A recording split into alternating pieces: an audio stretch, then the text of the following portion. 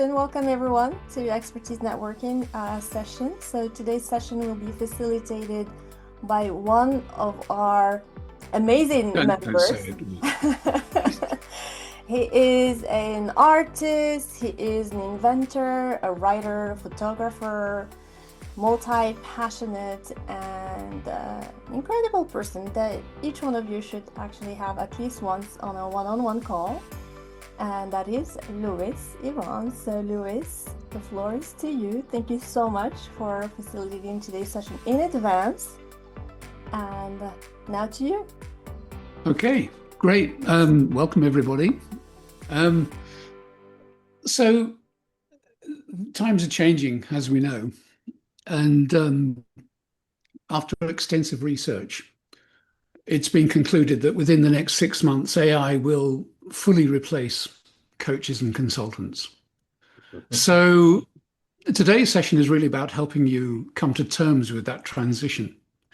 And also, I'd like to give the top 3 approved methodologies that are currently working in the market. And that way you can align your thinking with what's already proven to avoid unnecessary originality. Okay? Now, you all know what day it is today. It's April Fool's Day. We're not doing anything like that. Although it does raise some interesting questions about what can't be replaced. And that's part of what we're going to explore today. So today isn't about learning something new. We've all done a lot of learning. We've all got our methods and programs and so on and so forth. It's about seeing something differently. And I'm going to share 5 questions. They're maybe not the most important questions in your world, but they're designed to challenge how you think about you and your work and your choices. So some of them might feel uncomfortable. I mean, that's intentional, obviously. But as you reflect, I want you to hold 2 perspectives. What it reveals about you and what it might unlock for your clients. All right. So the format is basically like this. The first question is simple. Each one is preceded by a short video that in some way relates to the question that I'm about to ask. So there's the video, then the question. Questions will be added into the chat. And then Safar will set up breakout rooms for people to discuss and talk about their answers. Just a thought, on my machine, I find that every time we go into a breakout room, the chat window disappears. So I have to reopen it in the chat room. So if you can't see the question, that's probably what's happening. After the breakout, we'll have a short discussion. And if you like, I can give you my answers to the questions before we move on to the next question. Okay. So shall we get started then? Mm-hmm. I'm just going to share my screen.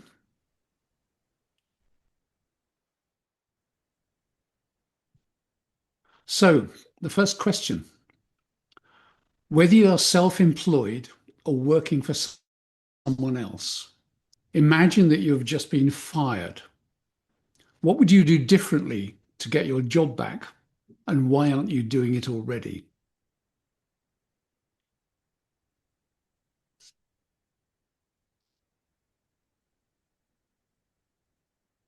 Can we go to the breakout rooms? Yes, absolutely. I just want to mention that for people joining for the first time, this is our way of networking. So you guys will be able to network throughout the session in breakout rooms, exchanging contact details and so on. So yeah, just bear with us. Yun is joining in a sec, so she can be part of the breakout rooms. So yeah, you guys have any questions in the meantime? No, it's all good. All right. Do you have any questions about what Louis is asking? Louis, can you remind us of the instructions, please? Yeah, sure. What, in the format? Yeah. I'm just going to ask, sorry, the question. Yeah. It's in the chat, but it's whether you are self-employed or working for someone else. Imagine that you have just been fired.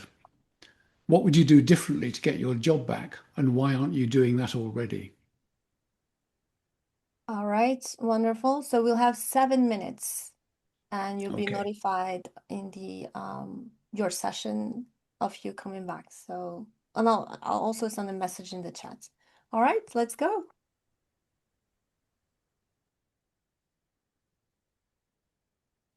That was too quick. No, sorry. Yeah. Well, We did wonder about the length of time, but yeah, so what came up for people there? Lewis, can I just clarify one thing? Uh, Yeah. if I'm self-employed, you think I'm crazy to fire myself? Well, yeah. Well, no, the interesting thing, this is a very interesting question because when I was the chairman of a humanitarian NGO for a while, I asked this at a board meeting of all the directors, and they all knew why they were fired and what they needed to do differently. So, it's really I suppose there are things that we know that we're doing wrong or that we could improve on or we, maybe are avoiding or something, So I'm just interested to hear what people made of this. Yeah, What came up for you, yeah. Carl and I Alfredo? came to the conclusion that you meant maybe it's not what you are doing wrong, is you are going to be replaced by AI. What the hell are you going to do now? Well, And that's another possibility. Yeah. that's right. And I just shared with him, I don't know if you guys know Jack Ma, the former founder of Alibaba in China. He's really going to town with videos he's making, and his wisdom is amazing. And Mhm. one of the videos I listened to is there's 5 skills that AI cannot do that's unique to humans. One of them is AI is black and white. It cannot reason. It's either right or it's wrong. Humans can reason. It's a superior quality. AI's got no emotional intelligence. It's got no gut feeling. It can only be by the things done. And that is the opportunity, identifying the 5 things that make us unique as humans Mhm. and emphasize that. And that we will do differently is to be different so you can still have a place, even though AI does all the grafting. Okay, thank you. Alfredo. Yes, kind of in line with what Luther said. Most of us are self-employed, but if I lost a big client, at least I will ask for feedback and see what can I learn from that. What Mm. led to the firing in that sense.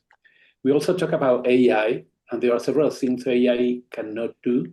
We coaches not about reframing, for example, changing points of view, having that criteria to challenge someone else's point of view. AI cannot do that until now. And I guess it means also finding niches. In my case, for example, I'm moving myself towards just working on soft skills, for example. Though there are many people using AI for soft skills, but I don't see how AI can really get into that. That's one of the things we talk about. Right. Thank you. Has anyone else got any thoughts here? of course, Isabel has her hand. Yes, Mm. yes. Oh, Yes. hi. Actually, I listened to a program on the BBC, and they were talking about, she was a psychologist explaining that we really AI, when we ask a question for coaching or for an answer, especially on the emotional side, AI tends to give us the answer we want to hear. Mm. And that's to go back to what Alfredo was saying. At least if we talk to a human, like a friend or a coach, they will challenge us. They Yeah. will show us a different perspective. And AI at the moment is not doing that, and it's actually leading to what we want to hear. Yeah, yeah. It's also using old knowledge, but it's well known. It's very sycophantic, isn't it? So it's trying to make you feel better all the time. Yeah. Carl. Well, the AI can only respond to the prompts that it's given. Sure. Whereas humans, we can observe and come up with our own things. Uh, so no, that's something that the AI cannot do. It can't be that disinterested third party who can observe just by its very structure. Mm. It's Mm. based on on what the individual is feeding it as prompts. Yeah. Carl? Yeah, so I agree that AI tends to be nice about it and say what you want to hear. So to answer your question, actually, it's very appropriate for me. I had a contract with a company that doesn't really want contractors, and eventually, after about 10 years, it ended. And I'm doing a lot of things about it. I have a lot of options, but one of them is learning machine learning. So yeah, so to convert my career into helping machines learn. And that's quite an interesting thing because machines need to learn most things that people are currently doing. So to answer your question, so one of the things I'm doing is, well, I may have my first project, but the problem with machine learning is getting in. Once you're in, I guess you have experience and then they want you more and more and more. But yeah, so one of the things I'm doing is converting my skills to helping machines learn how to be machines. Learn how to be machines. Yeah, well, because let's say you have a bot that is a query for an investment company. Mm-hmm. Those queries have to be taught how to answer people who are asking investment type questions. Mm. I guess if you had a humanoid that pretends to be an investment manager, that humanoid would also need to be taught how to investments. So yeah, Okay. but I mean, most of the application would be responding to prompts that people are coming in with. I'm just interested in that. You're saying you're teaching the machine how to learn. Just a thought, or how to think, and why not just do it yourself? Why give it to the machine and therefore it goes out Oh, to the no, world? the answer is simple. The company is getting 30,000 queries a day. They can't handle them all, so they need to filter them Mm-hmm. by getting a bot to answer for them. Okay. Interesting enough, in pursuing this career, all my interviews are done by AI. Right. So the person interviewing me is also an AI person. So AI is interviewing me for an AI position. But I mean, and the reason there is as well that recruitment agents just can't afford the salaries to pay people to do endless interviews. So they get an AI person to do it for them. And so to answer your question, the real reason is the volumes are just getting so big and the cost of salaries is getting so high that they increasingly using bots to take over. So that's basically putting the consultants out of the job. Yeah. Well, yeah, I mean, it's not quite that simple. So let's look at medicine. Let's have a skin, I mean, it's actually happened to me. You go to have your skin checked for melanomas and things, and the guy has a camera in his hand and he scans your skin. And if there's anything untoward, the camera will say, hey, look, there's a problem. Okay. And it'll actually tell you about the problem, et cetera, et cetera. But that camera scanner has been taught that it didn't just do it by mistake. But what I'm trying to say is, so the machines are doing more and more of the common jobs, but in the end, you need a skilled person to do the final valuation. Okay. All right. Yeah. Thank you. But thank you, Carl, very much. Hanan, sorry. Yeah. I want to say that I saw a video where Melanie Trump was introducing the robot as a future teacher for. I can't quite hear you, Hanan. Can you hear me now? Yes, that's better. Thanks. Yeah. So I saw a video where Melanie Trump was introducing a robot as the future teacher of the next generation students. Oh, nice. And I was horrified by that.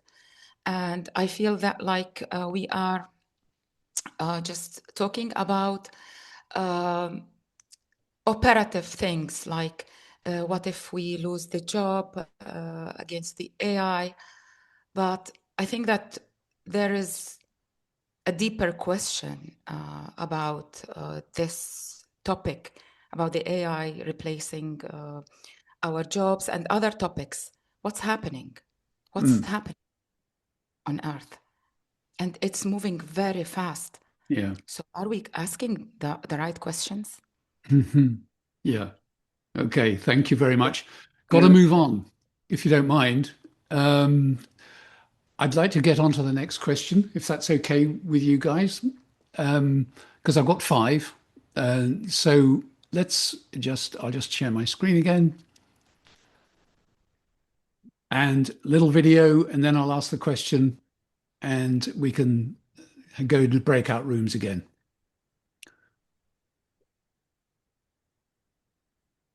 Every human being carries a quiet narrative about who they are. It's rarely spoken out loud, but it shapes everything. Some people, they believe they're the resilient one. Some people believe they're the overlooked one, and some people believe they're the one who's always has to prove themselves. These stories start small, a few experiences, a handful of moments that seem meaningful. But over the time, the mind begins collecting evidence to support the story. Confirmation becomes the default. You start noticing the events that reinforce the narrative and overlook the ones challenging it. And that's the delta between again. That's a space between story you tell yourself and the larger reality that exists beyond it. The strange thing about personal narratives is they feel permanent, but they're not. They're just interruptions. And interruptions can change. The moment you recognize that you are not trapped inside your story, but actively participating in writing it, something shifts. You gain authorship. And authorship means the next chapter is still unwritten. Okay, so the question here is, what part of who you wanted to be earlier in life have you set aside? And is that a compromise you've consciously chosen or one you've drifted into? Is that vision still there, and will you ever return to it? Is it a real part of you that you are suppressing in order to be more broadly acceptable or simply to make a living? I put that in the chat.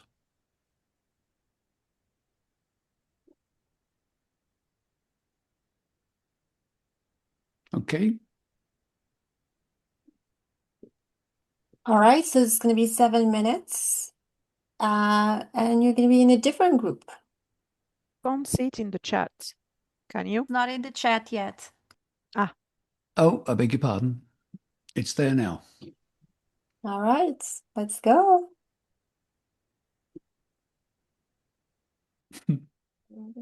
What they love to do in that sense. They think that if they do what they love, money will come afterwards. Yeah. Yeah. Well, it sounds like it's not a problem for this group. Everybody's doing what they wanted to do. Let's hear from Luther, because Luther is not only doing things, but also helping and enabling the youth in South Africa. Thank you for those kind words, Safa. I'll send you the check later. What's quite important, the Japanese is quite wise. Their concept of Ikigai, I don't know if you all know about that. There's two parts. The one is about you and making money. The other side is giving back. It's not either or. This says the Ikigai is in the center of it. where it matches. You don't have to wait till you've arrived at the riches you want, then start giving back. It must be an integrated process from the beginning. Then you'll feel fulfilled. But in a certain stage, getting older made it easier because in the beginning it was me. Now me doesn't really matter anymore. It's about we, about what you and your community, what is the legacy you're going to leave? Yeah, thank you very much, Luther. Sonny, did you want to say something? Yeah, what you're talking about Ikigai reminds me of a book that I read recently called Tribal Leadership, which talks about a little bit like what Luther was saying around when you get to stage 5 thinking, you're not just thinking about yourself, but you're thinking about the wider community. And a lot of us are stuck in stage 3 thinking, which is about us just being worried about our own selves, our little 2.5 children, our own jobs, and very introverted. But then, yeah, that Ikigai reminded me of, Tribal Leadership. I've got it up here. Really good book by Dave Logan, and talks about us, transcending what are concerned with just us, but just giving back to the community. Yeah, great. Thank you very much. Well, shall we go on to the next question then? Or is there anyone else who... No. Okay. Right. Share screen again.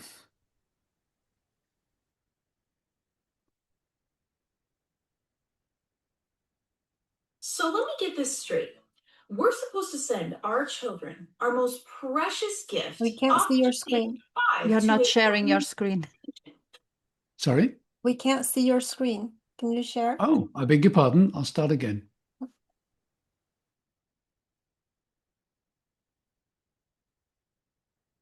That helps, doesn't it? Yeah, absolutely.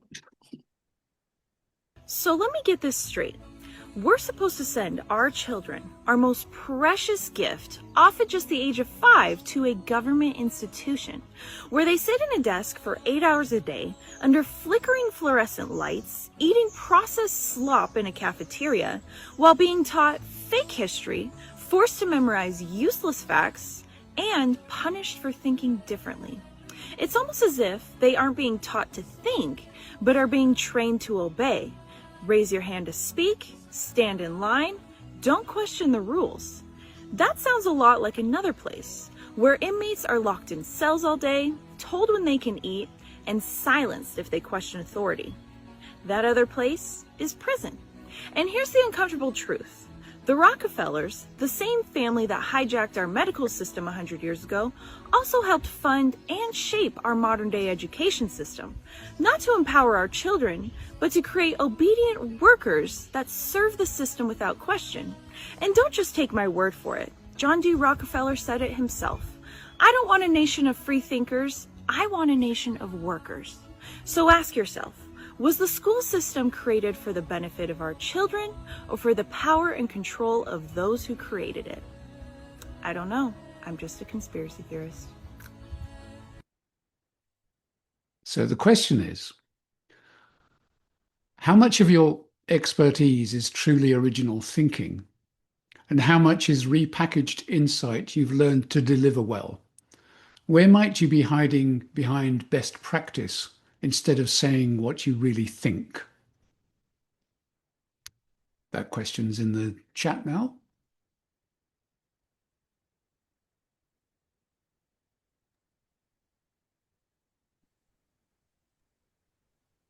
Anyone has any question about the question? No, it's good. All right, so 7 minutes. Hopefully you guys have enough time. Hope it's enough. Yeah. Or too much.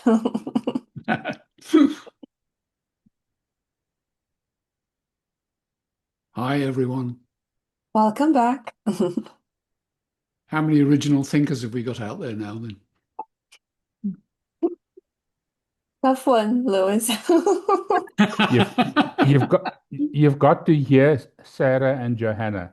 They are totally out of the box thinkers and quite unique and multi-country weird. Yeah. What makes them like that, do you think?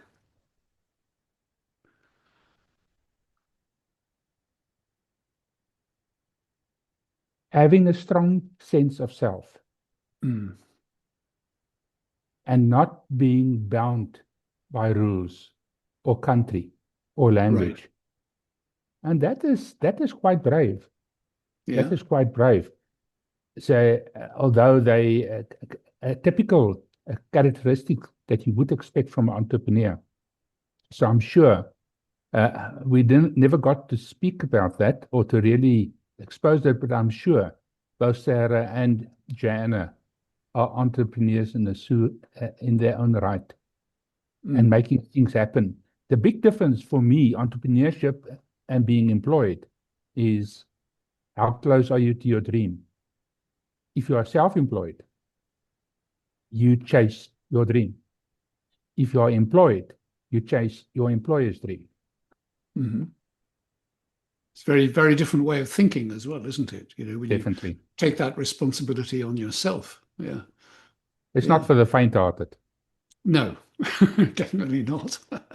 Mind you, I mean, I've worked for myself most of my life, but most of my life I know that I was drawing on external knowledge to make my way. So it's only later in life, more recently, that I've dedicated more time to my own original thinking, and this is something I'm really getting more involved in now. Is the subconscious mind, where there's a lot more of me that I don't know about. And I've actually developed a course and written a book on this, which I'll put a link to in the end. Because I think, you know, most of us are kind of afraid to create our own market niche. You know, it feels risky, especially when you work for yourself. So, I mean, does anyone have any comments on that? I'm sure Hanan does. Make a quick comment because then I've got to shoot off. I've just got another meeting I need to jump into. I'd say that we've reiterated it a few times now already, but I think when you're really passionate about something, you shouldn't just wait until you got your life sorted to get it done. Like you should just do it. And I'm telling my two boys this now. They're like 16 and 17. Like just do what you want to do. Like, but just have that as an addendum. Don't waste your evenings like just watching TV and just sitting around and moping around and all that stuff that the kids are doing. So like my idea is always to just follow your passions, but then do your day job as well, but then have your evening jobs and weekend jobs where you're doing all the stuff that you're passionate. That's what I do. Yeah, I'm not saying it's the perfect model, but you have to follow your passions in some small way, shape, or form, and then it just builds and grows and grows and grows. So Are you saying that most people's passions are impractical in terms of making a living? but impractical or practical? Impractical, No, because I'm you're not. saying, you know, Yeah, do follow your passion, but do your day job. yeah. I'm saying that when you start off at 17 or 18, like you know, your passions could be like you know making YouTube videos or like just doing something ridiculous, right? But just you should follow it. But it might not be money. It might not be a money making for you. But eventually, once you get those 10,000 hours in, and you start to build expertise in it, like Yeah, you'll get there. Or just 10 years. 10 years at anything, you'll get paid for it if you keep. absolutely. Thank you, Sonny. Yeah, Anyway, thanks I've got to for go. coming. I'll Yeah, catch you later. Ciao, ciao. cheers. Yeah, Hunan. Right. Hunan. I wanted to thank you, Louis, for this particular part, because, of course, I know the Rockefellers, I know what they did with the education, pharma industry, the medicine, making the original natural medicine field into as an alternative, and twisted history. These are serious things. And this is what I spoke about at the beginning, that instead of asking what to do with the AI, it is asking what's happening, what has happened, and to understand how much we allowed to be controlled, and to wake up, because it's becoming very serious. And yeah, so this is Yeah, thank you. it's a very topic, yeah. It's a big topic. Yeah. I mean, there's yes, yeah. Okay, anyone else? If not, I'll go on to the next one because Yes, we're. I just wanted to say something. Oh, sorry, Alfredo. Yeah, Didn't see. regarding the video, I guess most things start at home instead of a school. So critical thinking, I guess we are too much delegating it into public schools or schools. And should be fostered from the beginning at home. Yeah. Obviously, a lot of peer pressure once you get into the school system, though. Yes, of course. Yeah. Okay, thank you. I'm going to go on to the next video, if that's okay with you guys. Let's just, and this time I'll remember to share it. So here we go.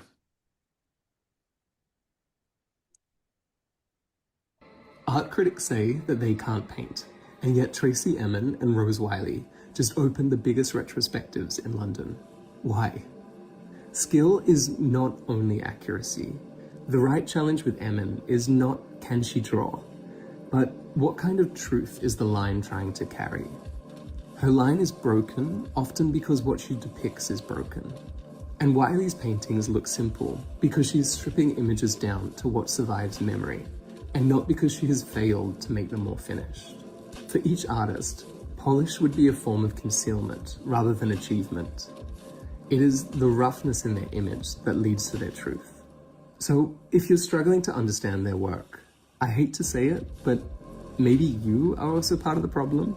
As nicely said in a review, Emin is a confessional artist whose work depends on the viewer meeting her at least halfway, and sometimes a little bit more.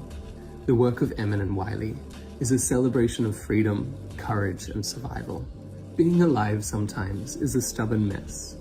But when I look at the works of Tracey Emin and Rose Wiley, I suddenly forgive my mess a little bit more. And if that's not an important function of art, I don't know what is. Okay, so the question here is, if you stopped filtering yourself to be liked, acceptable, or appropriate, how would you show up differently in your work? If you decided to shine your own unique light without any of those considerations, do you think you'd be more effective and stand out as a unique and powerful person? Or would you be afraid of destroying your reputation and your business? What's the real risk? And is it actually true? So that's in the chat now.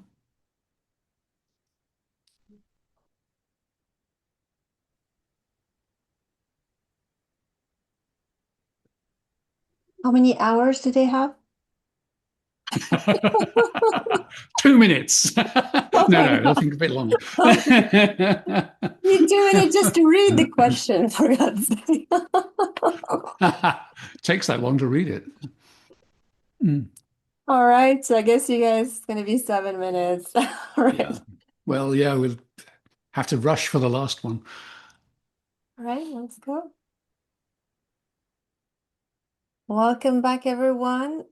Before I let Louis speak, I just want to mention we still have another 17 minutes, and we want you to be bold and raw and not, like think like 5 times before you can share your ideas and your insights with us, because we realize like these are super deep questions, super deep. Like each question could be like a session on its own, to be honest. Louis, now to you. Yeah, so be inappropriate and be unreasonable.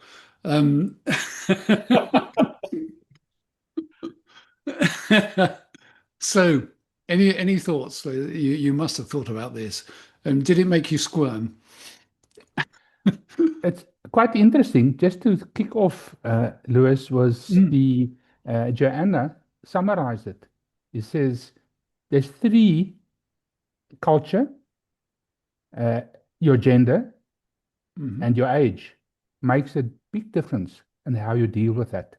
And that's what I experienced through my life, where in the beginning, you didn't care a damn about anybody else. But as you get older, you become more sensitive about just kind of do no harm. In terms of without, being an assertive person, in terms of being competitive, I don't have to compete anymore. So I can be accommodative. And then again, as you get even older, you don't care again, do you? That is obvious. Yeah, let's get ish done. Amanda. Hey, yeah, so funny that Luther brought that up because that's what I noticed most in the group that I was in with Scott and Samuel. Like Yeah. we've all hit that age where we're done wearing the mask. Like we're not even trying anymore. And wherever we are along that journey of dropping it, a couple of, some of us are further along than others, but like we're all of the understanding that it's done. This is dumb. We've got intelligent, valuable things to bring. And if people don't want it, they're not our people. Absolutely. So yeah, we've hit that point of we don't care anymore. Right. Yeah. I hope I've got that right, Samuel and Scott. Y'all correct me if I'm wrong, but I think we're at that point of we don't care anymore. I think it's we care differently. We care deeply. We just care Yeah, differently. okay, that is actually better. Yeah. Or are you just saying what you think sounds good? I quickly would like to say that we are blessed in that sense because there are many people older than us who keeps being egocentric and or inocentric. It's a matter of self-consciousness in reality, of level of consciousness. And there are still many people who just think about themselves in reality and their own interests and their own kind of things, or there are people who live in the dogma, believing that that's the only truth. I mean, there are different stages of self-consciousness in that sense. Of course, yes. I mean, as coaches, I mean, sometimes.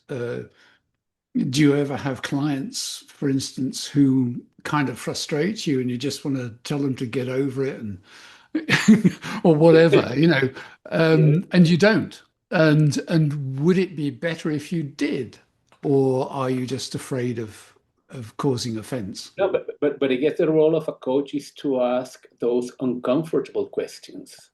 I mean, otherwise, how you are going to reframe their point of view? Sure. You are there to make them reflect on their belief, on the way they see things. Okay. Good. Anyone else got any comments or thoughts on that one? Hi, Paula. You're late to the game, but we're just going into a final question. So I'm gonna go straight in because we're getting a bit tight on time, and this video is a little bit longer than the others, but it's a really special video for this last question. It's Michael Caine reading a really beautiful poem, Rudyard Kipling's "If," and it speaks a lot to the question that I'm going to put into the chat. So here we go.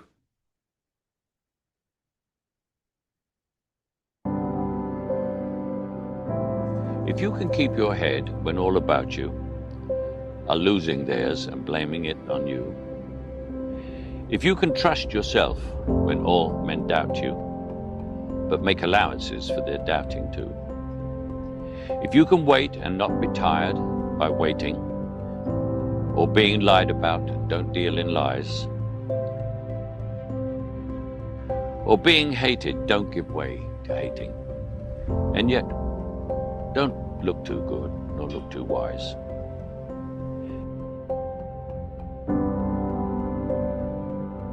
If you can dream and not make dreams your master, if you can think and not make thoughts your aim, if you can meet with triumph and disaster and treat those two impostors just the same, if you can hear the truth you've spoken twisted by knaves to make a trap for fools,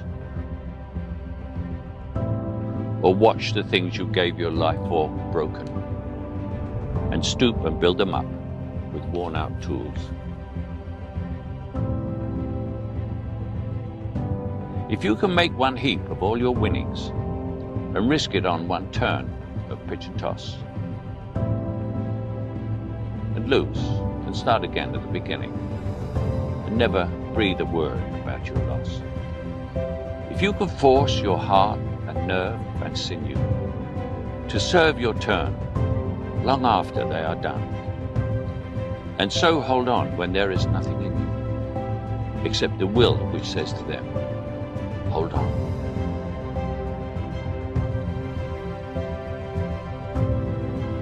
If you can talk with crowds and keep your virtue, or walk with kings nor lose the common touch, if neither foes nor loving friends can hurt you, if all men count with you, but none too much, if you can fill the unforgiving minute with 40 seconds worth of distance run, yours is the earth and everything that's in it, and which is more, you'll be a man, my son.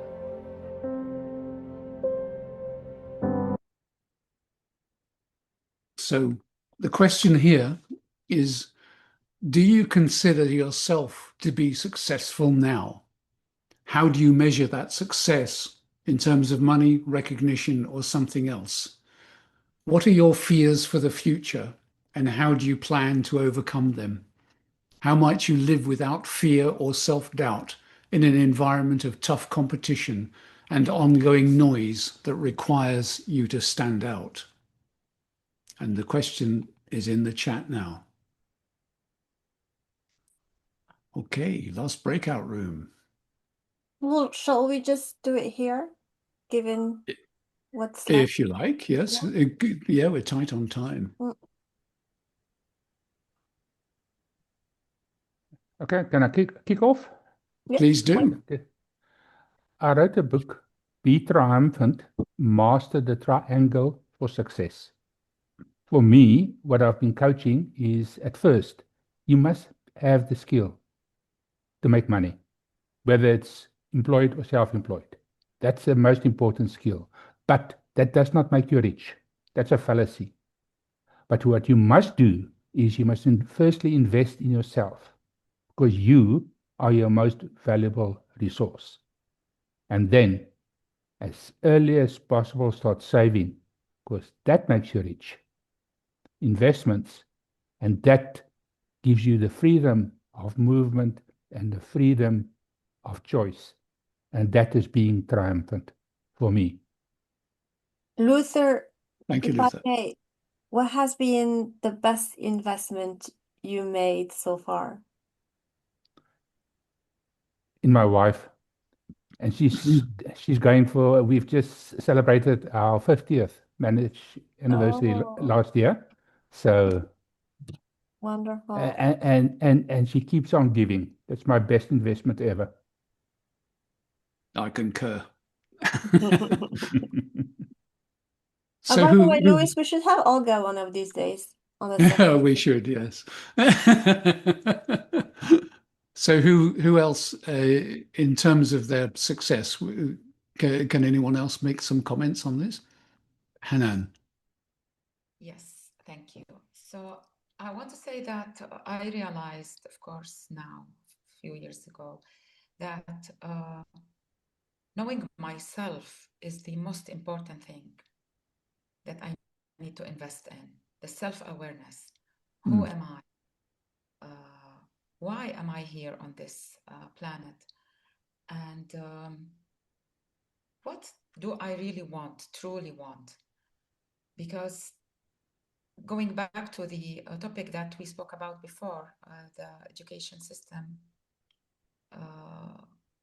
it worked hard to detach us from ourselves. So connecting with myself, I believe that this is the most important thing. And from there, with an active intuition, which is the true inner wisdom, I can manage. I don't feel fear because I know that everything is coming according to some universal laws, and I can cope with anything that I can face, and I can also form my life. I can do what I want to do. Of course, not anything. I'm not a god, but I can design my life. You're not a god, you're a goddess. Yeah, I was going to say, yeah.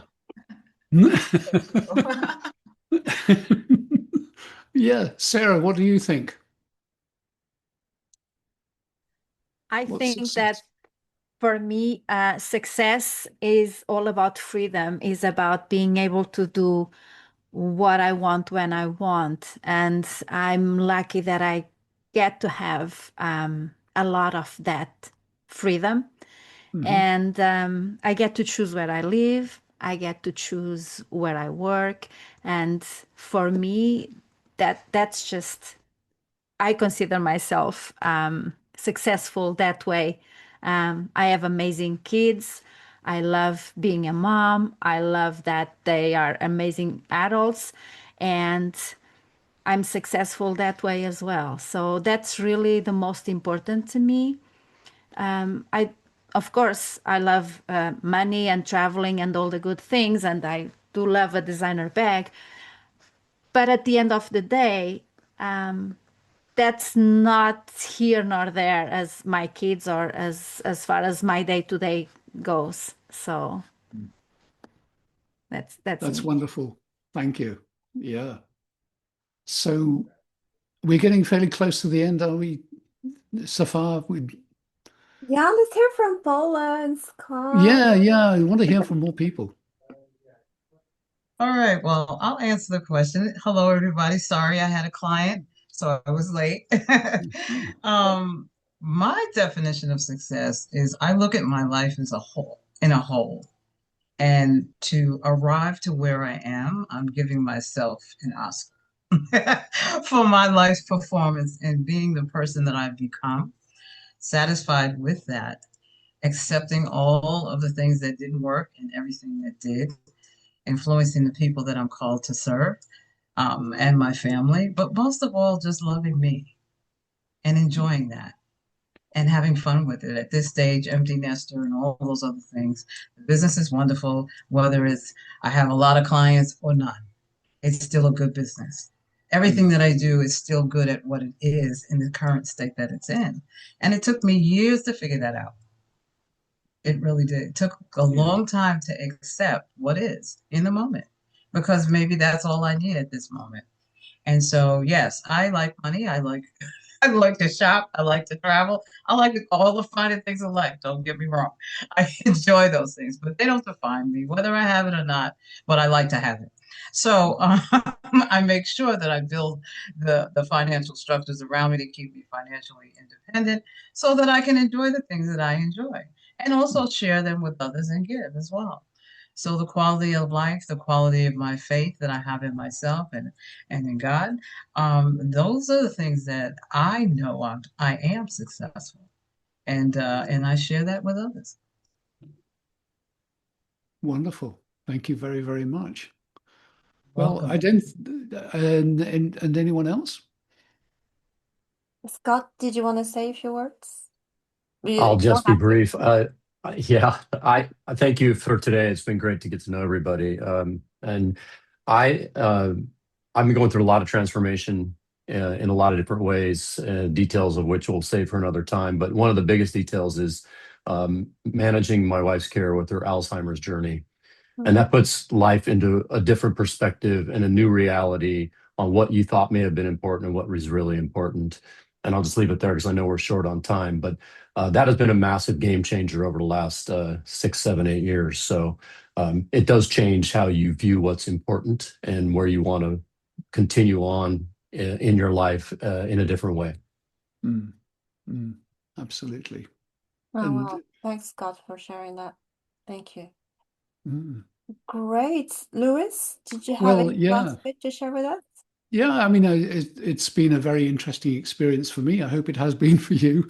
I hope that you take something away that's of value. And I mean, I just made a note here. It says the difference between people who stand out and those who blend isn't knowledge, it's the willingness to act on uncomfortable truths. So I think some of these questions have probably been revealed uncomfortable truths, hopefully. But it's been a wonderful experience, and thank you very much for coming and answering all these awful questions. So, Lewis, what's the next step for us? Are you expecting us to change lives next week? Well, Are we yeah, I gonna come mean, back like basically with different careers, different yeah, no, like no, partners? absolutely not. No, it doesn't sound as if anybody's really needing to do that. But I guess basically this was meant to be a reflective exercise where you can just ask yourself, what can I change now to address some of these things. I mean, the questions are still in the chat. You can always save those. I've actually put a link to that little course I've just developed as well, which is also designed to help people look at the subconscious mind and how that can help them along as well. And I'm finding that process very, very interesting. So yeah, I mean, it's really.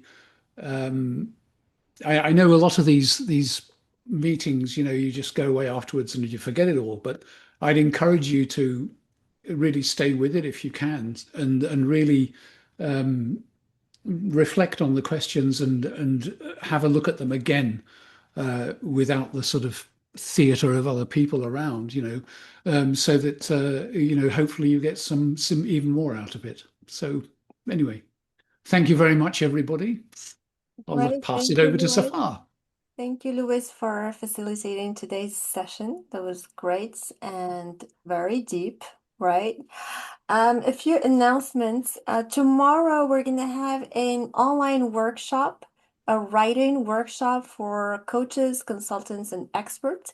Scott Keyser, who is like a very prominent author, consultant, will be joining us and sharing some of the most useful tips to start writing and sound like yourself and not sound like ChatGPT. Because let's be honest, it's so exhausting today. Like when I go on LinkedIn, everybody's sounding the same, and it's a shame, right? So tomorrow, hopefully, is going to be sharing some tips to humanize our content and to really voice our opinion in our own way. So that's tomorrow.